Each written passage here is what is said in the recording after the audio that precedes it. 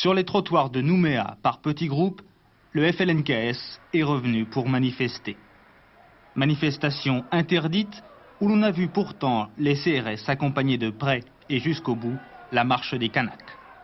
1 millier de manifestants, 300 CRS et gendarmes mobiles, la place des Cocotiers est inaccessible. Dans les rues environnantes, on discute, on négocie. Les militants indépendantistes obtiennent de rester assis un quart d'heure dans la rue avant de repartir en cortège vers la banlieue populaire de Nouméa. Un quart d'heure de sit-in, 3 heures de marche, une manifestation sans matraque. Escortés par 2 haies de CRS, les Kanaks se sont dispersés dans le calme. Les indépendantistes ont bien l'intention de renouveler ce type d'opération dans les tout prochains jours, peut-être même dès demain. Et pour M. Lionel Jospin, le numéro 1 du Parti socialiste, le rassemblement de ce matin à Nouméa est la preuve que l'on peut agir sans violence de part et d'autre. Voilà donc pour les faits sur place. Quant au Conseil des ministres de ce matin, on en attendait une prise de position des deux plus hautes personnalités de l'État, le Président et le Premier ministre. Pour M. Mitterrand, chacun doit être fermement rappelé à son devoir, rien de pire que l'enchaînement de la violence, et puis encore, tous les groupes ethniques ont droit aux mêmes égards et à la même protection. Enfin, le Président a affirmé qu'il avait été choqué par les images de brutalité diffusées par les chaînes de télévision. De son côté, M. Chirac s'est déclaré lui aussi choqué, mais par l'ampleur donnée à un événement somme toute banal, dit-il. L'action du gouvernement étant, selon lui, de faire en sorte que tous les groupes ethniques aient droit aux mêmes égards et à la même protection de la loi. 2 déclarations, vous le voyez, qui seront interprétées différemment par les uns et par les autres, mais en termes suffisamment voilés, en tout cas, pour éviter la crise ouverte. Et d'ailleurs, aujourd'hui, dans notre journal de 13 heures, le secrétaire d'État au Dom-Tom, M. Ponce, donnait assez bien le ton. Si on se réfère à la déclaration du président de la République, il a dit rien de pire que l'enchaînement de la violence. J'en suis tout à fait conscient. C'est parce que les forces de l'ordre n'étaient pas intervenues assez tôt, le 8 mai 1985, qu'il y avait eu ce jour-là un mort et 53 blessés graves à Nouméa. Est-ce que vous pensez Donc je pense que l'enchaînement de la violence, c'est l'enchaînement de la violence dès lors que la loi n'est pas respectée et que les forces de l'ordre ne font pas leur devoir. Le président de la République a ajouté les individus, les groupes sociaux, les groupes ethniques qui prennent part à notre vie nationale ont droit aux mêmes égards et aux mêmes protections de la loi. Je rappelle que l'application de la loi, ça n'était pas ce qui était à l'ordre du jour lorsque j'ai été chargé de ce dossier. Aujourd'hui, la loi est appliquée en Nouvelle-Calédonie et elle s'applique à tous les groupes sociaux, à tous les groupes ethniques. Et tout le monde doit respecter la loi. Et ceux qui ne respecteront pas la loi seront sanctionnés. Voilà donc pour l'interprétation de M. Ponce.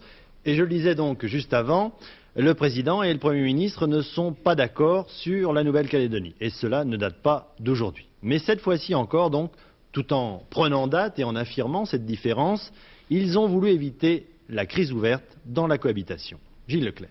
Oui, la passe d'armes observée ce matin au Conseil des ministres illustre parfaitement la différence politique très nette entre François Mitterrand et Jacques Chirac sur ce sujet. Sur le fond du dossier, en effet, il n'y a pas la même analyse, pas la même conception, pas le même choix politique. D'ailleurs, par 3 fois déjà, depuis mars 86, le président inquiet des projets de Bernard Ponce avait pris date.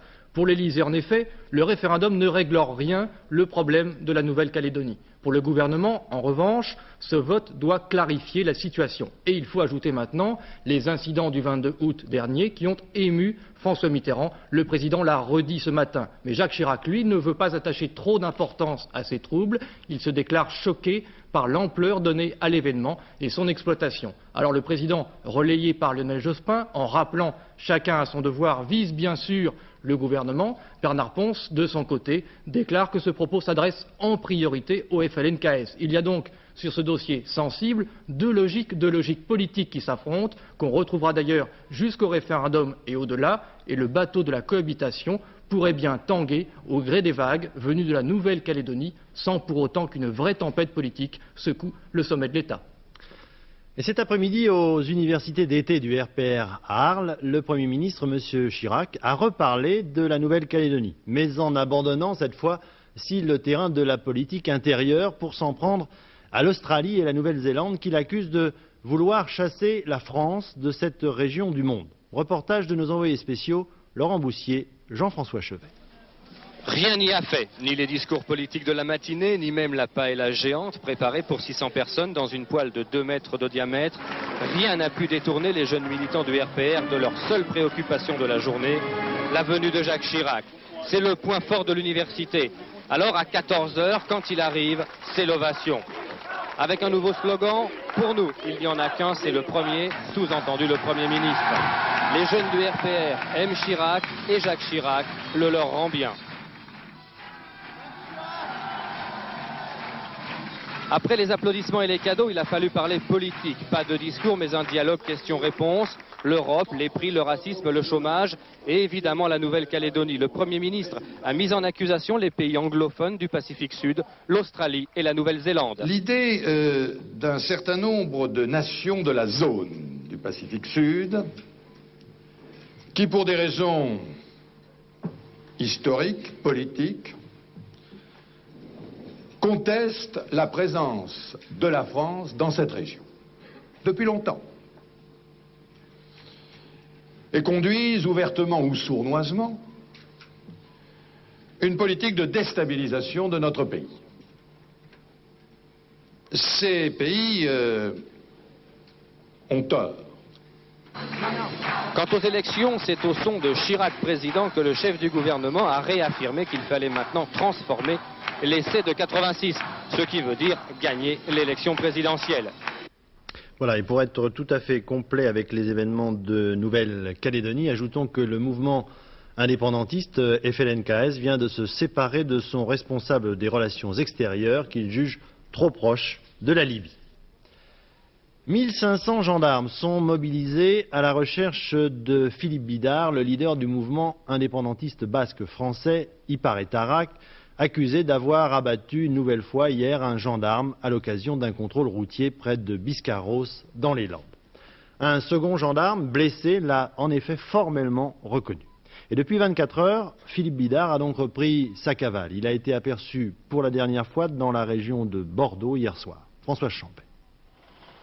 Ce soir encore, l'Aquitaine est une région sous haute surveillance. 1500 hommes, c'est-à-dire toutes les unités disponibles des gendarmeries de la région, participent au plan épervier, mis en place depuis hier soir.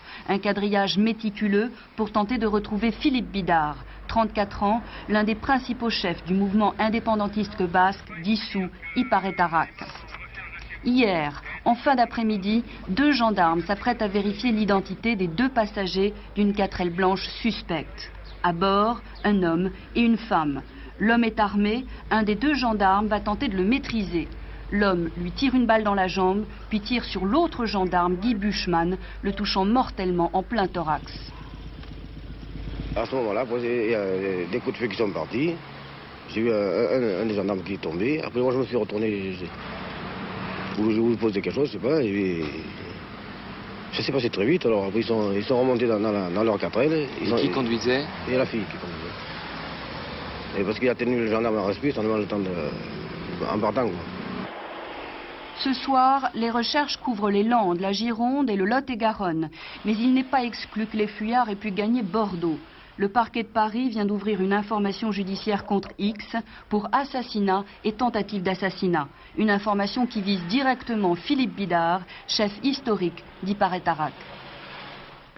Cela fait maintenant 5 ans que Philippe Bidar, enseignant de profession et ancien séminariste, est en cavale. Outre le gendarme tué hier, il est accusé d'avoir abattu 2 autres membres des forces de l'ordre et il est sous le coup d'une double condamnation à la prison à vie. Son mouvement, Ipar Tarak, qui avait été créé pour obtenir l'indépendance du Pays basque français, n'a jamais compté de nombreux effectifs. Et il se réduit même aujourd'hui à une poignée de quelques personnes, quelques fidèles, traqués de plus en plus par la police. Dominique Thiers. 2 lettres pour dire Ipar Tarak, 2 lettres qui symbolisent l'histoire d'un groupuscule clandestin aujourd'hui au bord de l'asphyxie. Au départ en 1973, le mouvement représente quelques dizaines de militants. En 10 ans, Ipar Tarak revendique une 60aine d'attentats. But de l'organisation, l'indépendance des provinces basques françaises, le soutien aux séparatistes espagnols. Des plastiquages, mais pas de sang, jusqu'en 82. Car c'est à Saint-Étienne de Baïgorry que l'histoire du groupe bascule. 2 policiers en patrouille sont abattus dans leur 4L et déjà Philippe Bidar est soupçonné d'avoir participé à l'action commando. Un an plus tard, Bidart réapparaît. Arrêté lors d'un contrôle de routine, comme hier à Biscarrosse, il protège sa fuite et tire sur 2 gendarmes. L'un meurt, l'autre est grièvement blessé. Bidart, c'est l'homme insaisissable que tout le monde au Pays Basque croit avoir vu un jour ou l'autre. Cet ancien enseignant de 34 ans est en cavale depuis 5 ans, un homme aux abois qui a perdu dans des circonstances tragiques la plupart de ses compagnons de route. Car en 3 mois, l'histoire du mouvement s'est précipitée. Juin 87, Marie-France Segui, une proche de Bidart, est broyée par un train lors de son arrestation sur une voie ferrée. Quelques semaines plus tard, Christophe Istek est déchiqueté par la bombe qu'il préparait. Son complice, Patrick Lambaye, est amputé d'une jambe. Enfin, c'est la cascade des arrestations. Les frères de Bidart, les lieutenants fidèles, Muesca et Pérez, cernés par les forces de police dans les montagnes des Hautes-Pyrénées. À l'époque, Bidart était sans doute aussi sur les lieux. Il avait une fois de plus réussi à s'enfuir. Mercredi dernier, Harlem Désir, présidente de SOS Racisme, était l'invitée de l'heure de vérité sur Antenne 2. Et vous vous souvenez sans doute de sa phrase sur la manière concrète de lutter, selon lui, contre le racisme et de faire cohabiter immigrés et Français. Il vaut mieux, avait-il dit en substance, réparer les ascenseurs que faire de la politique. Et il citait l'exemple du quartier des Minguettes dans la banlieue de Lyon. Quartier déshérité où il y a 6 ans, maintenant, avaient eu lieu de graves événements, graves affrontements entre certains habitants et la police. Eh bien, depuis, un effort de rénovation a été entrepris et aujourd'hui, bien des problèmes ont été résolus. Les immigrés sont restés dans le quartier à hauteur de 20%, des Français qui étaient partis sont revenus habiter les Minguettes, un quartier dont les habitants ne sont plus considérés aujourd'hui comme des pestiférés. Enquête de Florence Mavic et Michel Giannolito. Nasser, Kassem, 2 jeunes beurs, ils ont grandi à l'ombre des tours et de la mauvaise réputation qui colle à la peau de leur cité. Aujourd'hui, ils n'ont plus honte d'y vivre, leurs efforts et les aides de l'État sont en train de changer l'image des Minguettes. En 4 ans, 95 millions de francs ont été débloqués pour que la cité ne devienne pas un immense ghetto sur les hauteurs de Lyon. La plus grosse partie a été consacrée à la réhabilitation des logements. Façades ravalées, aménagement des appartements, espaces verts, tout est mis en œuvre pour enrayer la fuite des locataires. Pour Nasser, la rénovation des tours a contribué à apaiser les esprits des Minguettes. On vit un peu mieux, même beaucoup mieux. Bon, déjà, on vit sur le propre, sur le neuf. Puis bon, bah, ça a appris à connaître d'autres gens parce que ça a attiré beaucoup de locataires, d'autres gens.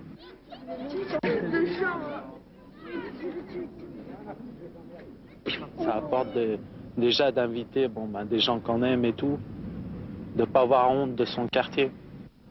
Seul souvenir de l'agitation des Minguettes, ces tours fantômes, aujourd'hui désaffectées. Le symbole de la cité, c'est maintenant ce bâtiment, restauré par l'architecte Castro. Mais au-delà de la rénovation, la dizaine de sociétés HLM qui gèrent les Minguettes se préoccupent aussi de la bonne entente entre les locataires. C'est vrai que le brassage est bon. Il faut éviter de faire alors ce qu'on appelle des ghettos, les ghettos étant plutôt des réductions trop homogènes. Mais c'est évident qu'on évite par exemple qu'une masse de demandes de familles étrangères soit brutalement assimilée sur les Minguettes. Il faut au contraire, certainement, il faut être sélectif. Les nouveaux arrivants sont en majorité des Français, mais 20% des locataires sont d'origine étrangère. Plusieurs communautés qui s'efforcent de vivre en bonne intelligence.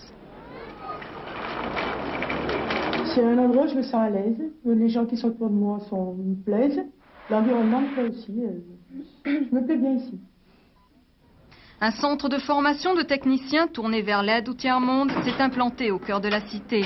La possibilité pour Kassem de découvrir d'autres horizons. Par l'intermédiaire de Bioforce, ça représente en quelque sorte un tremplin à mes ambitions. Pour les Minguettes, faire peau neuve, c'est aussi se faire oublier et effacer les dernières traces du passé. À la prison italienne de l'île d'Elbe, 8 détenus tiennent toujours en otage une vingtaine de membres du personnel réclamant un hélicoptère pour quitter l'enceinte de l'établissement. À leur tête, un terroriste néofasciste condamné pour plusieurs attentats mortels, Mario Tutti. C'est lui que je vous propose d'écouter tout de suite dans une conversation téléphonique qu'il a eue avec un de nos confrères de l'agence de presse italienne ANSA. Conversation dans laquelle il précise ses menaces au cas où il n'obtiendrait pas satisfaction. Écoutons-le. Perché nessuno di noi 6 è disposto a rimanere in galera. Abbiamo voluto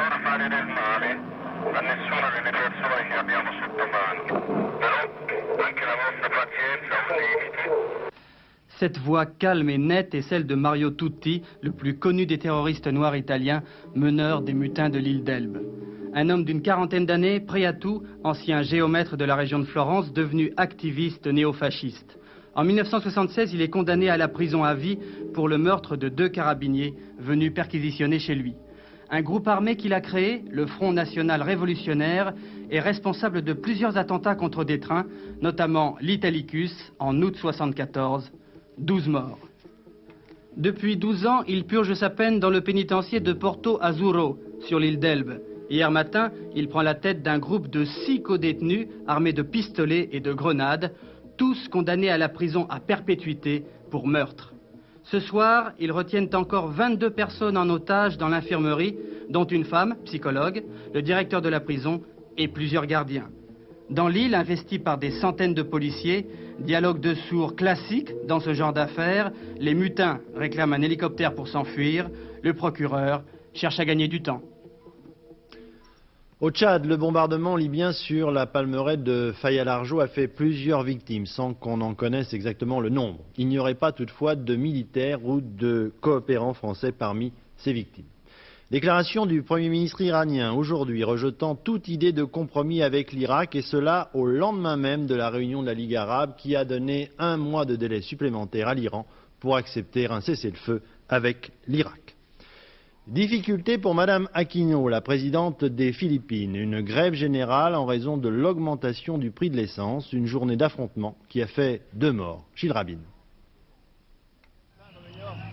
C'est la colère des taxis jeepneys, ces jeeps transformés en minibus, qui a déclenché cette grève générale. Colère devant l'augmentation massive du prix de l'essence et du gazole, presque 20% d'un coup.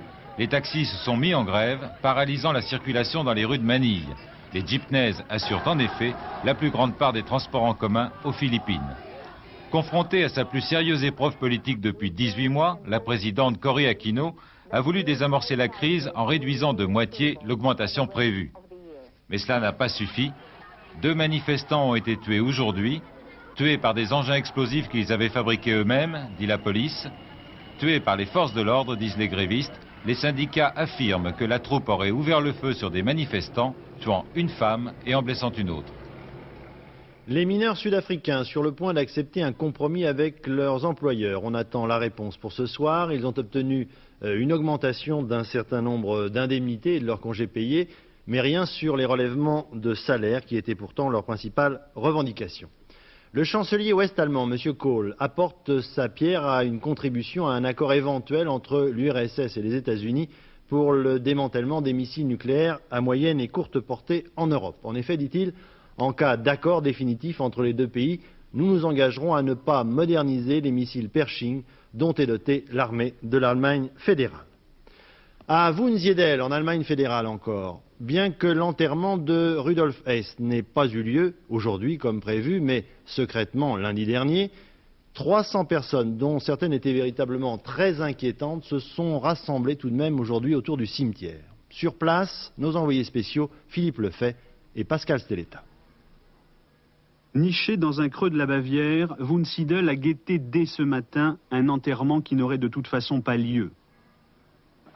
Le cimetière, cerné par la police, est seul. Y sont autorisés les parents des morts. La tombe de la famille S, même vide, c'est la mieux gardée du monde. La ville reste calme jusqu'à 10 heures, grâce notamment aux forces de l'ordre qui ont bouclé le périmètre jusqu'à 10 km à la ronde. C'est alors dans un bistrot du centre que sont interpellés quelques néo-nazis venus d'Autriche. Le dispositif policier semble démesuré pour cette poignée de nostalgiques de l'histoire nazie. Ceux-là ont hurlé leur idéologie. D'autres, plus calmes, convergent vers le cimetière à l'heure du midi. Anciens combattants, gamins fascinés par le Troisième Reich, hommes et femmes qui ont fait de Rudolf Hess un héros emblématique. Il y a les gerbes que l'on veut à tout prix déposer. Et à 14 h, heure initialement prévue de l'enterrement, ils sont 200 au maximum pour un hommage à un mort déjà en terre.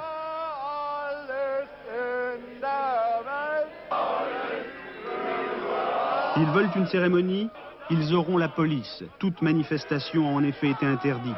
Viendra alors un après-midi de face à face où certains glorifient Rudolf Hess. La deuxième guerre était une guerre pour la race blanche, c'est normal. Au total, 40 personnes vont être interpellées dans cette petite rue où l'on insulte la force publique. Et puis au hasard de la foule, une vingtaine de néo-nazis français. Que représente pour vous Hitler? Hitler, c'est un dieu, c'est... Voici ce qu'on pouvait entendre tout à l'heure à Wunsiedel. Ce soir, la ville et son cimetière ont retrouvé une tranquillité hantée depuis 8 jours par les fantômes du nazisme. Yves Chalier, le principal inculpé du scandale politico-financier du Carrefour du Développement, a repris une grève de la faim à la suite du rejet de sa dernière demande de remise en liberté provisoire. C'était à la fin de la semaine dernière. Monsieur Jacques Maisonrouge, ancien patron d'IBM International et directeur de l'industrie au ministère de l'Industrie, c'est-à-dire le deuxième personnage de ce ministère, quitte son poste où il est remplacé par monsieur Jean-François Saglio. Alors que la pluie faisait des dégâts jusqu'à la limite des Alpes de Haute-Provence, hier, c'est le feu qui, depuis 24 heures, ravage le département du Var et des Alpes-Maritimes autour de Fréjus et de Saint-Raphaël, ainsi qu'en Corse. Reportage de nos correspondants à Marseille, Roland Sicard, Jean-François Giorgetti. Une lutte au corps à corps contre le feu. La nuit, les canadaires et les hélicoptères doivent cesser leur rotation. Et sur le terrain, les hommes se retrouvent face aux flammes avec pour seules armes les camions-citernes et les lances à eau. Il faut alors se frayer un chemin à travers la garrigue, faire passer les tuyaux et avancer toujours pour tenter de contenir l'incendie. Objectif prioritaire, la protection des habitations. C'est là qu'il faut d'abord intervenir. Seulement, il n'est pas toujours possible de s'approcher ainsi du feu. Il faut alors se résoudre à voir avancer les flammes, avec pour seule stratégie la résistance passive. C'est en fonction du feu. Hein. Il y a des moments où on pourra l'arrêter, d'autres moments où on pourra seulement le contenir en fonction de sa violence, des accès, et de l'eau. Il y a beaucoup de critères qui rentrent en cause. En fait, lorsque, comme la nuit dernière, le feu progresse sur un front de plusieurs kilomètres, lorsqu'il est attisé par des rafales de vent parfois supérieures à 70 km/h, les chances de pouvoir l'arrêter avec de simples lances à eau sont faibles. Pour tenter d'être tout de même efficace, il faut aller au contact direct des flammes, avec, toujours présent, le risque de se faire surprendre. Nous essayons de couper le feu suivant une ligne d'arrêt bien précise, mais vous avez vu avec le vent, les flamèches, disons, peuvent transmettre le feu derrière les personnels qui sont à l'attaque. Donc le risque, c'est de se voir encerclé par les flammes. La nuit dernière, 22 pompiers ont été blessés dans le Var. Tous savaient qu'ils prenaient des risques, tous savaient que le combat était disproportionné, mais ils étaient les seuls à pouvoir tenter de s'opposer au feu. Voilà, et le dernier bilan est de 2500 hectares déjà détruits, et cela malgré une accalmie en fin d'après-midi. Certains trouveront les images que nous allons vous présenter maintenant pour terminer grotesques, d'autres amusantes, jugez vous-même. Chaque année, à la même époque, près de Valence, en Espagne, c'est la fête de la tomate. Et on se défoule en s'écrasant sur la figure. Près de 36 tonnes de tomates bien mûres, vous voyez qu'il y en a pour tout le monde. C'est une façon, diront les uns comme une autre, d'écouler les excédents de la production espagnole. A continuación, todos los participantes en esta incruenta pero roja batalla procedieron a la limpieza de fachadas. Voilà ce qui se passait dimanche à Valence, près de Valence en Espagne. Et si vous avez des tomates pour moi, gardez-les, je m'en vais dans quelques minutes, j'ai presque fini. Juste le temps de vous donner les pronostics de Pierrette Bresse pour le quartet à Vincennes, demain dans le prix de Vendée. 17 partants, voilà ses favoris, 6, 16, 15, 12, 9, 13. Voilà, vous avez eu le temps de les noter. José, c'est à vous. Pas de tomates pour vous, elles étaient pour moi. Mais des nouvelles du vent qui souffle dans le midi actuellement. Donc actuellement encore par rafale de 30 à 70 km/h. Ce vent va se calmer dans la nuit, il n'y en aura pas demain. En revanche, il y aura des orages demain sur la Côte d'Azur. Voici pourquoi sur notre photosatellite. Et puis je voulais vous dire aussi qu'effectivement, le soleil est un petit peu capricieux en ce moment. Il a décidé de changer de camp, c'est-à-dire qu'il va élire domicile sur le nord. Alors voici cette photo satellite, un enroulement, donc une immense masse nuageuse que vous voyez sur le nord qui s'éloigne vers l'est en se désagrégeant. Et puis tout au sud de l'Espagne, vous voyez ces masses nuageuses aussi, chargées d'air chaud et humide, qui remontent vers nous, vers notre sud-ouest. Alors résultat demain, le voici, donc des nuages et des pluies sur les Pyrénées, le Languedoc-Roussillon. Et ces nuages en avançant donneront donc des orages sur le relief, donc dans le midi ainsi que sur les Alpes. Des nuages aussi sur le nord-est, sur l'Alsace, la Lorraine et les Vosges qui donneront aussi des pluies. Alors à l'arrière de cette zone perturbée, sur le bassin parisien, le nord, la Normandie, il y aura une alternance d'averses, mais aussi de belles éclaircies. Et puis du beau temps, regardez, du beau temps sur la Bretagne, le long de la façade atlantique, et puis sur le centre du pays aussi. Les températures restent en retard de 2 à 5 degrés par rapport aux normes saisonnières. 17 degrés à Rouen, jusqu'à 20 degrés à Bourges, 18 à Paris, 20 à Limoges, 20 aussi à Biarritz et jusqu'à 27 degrés en Corse, 25 degrés à peu près dans le midi. Demain, jeudi 27 août. Et pour les Moniques, dont ce sera la fête, le soleil se lèvera à 7h01, se couchera à 20h43. Merci José. Le dernier rendez-vous avec l'information, c'était Hervé Claude tout à l'heure en fin de programme. Quant à nous, eh bien, nous nous retrouvons demain soir à 20h. Bonsoir, excellente soirée sur Antenne 2. À demain.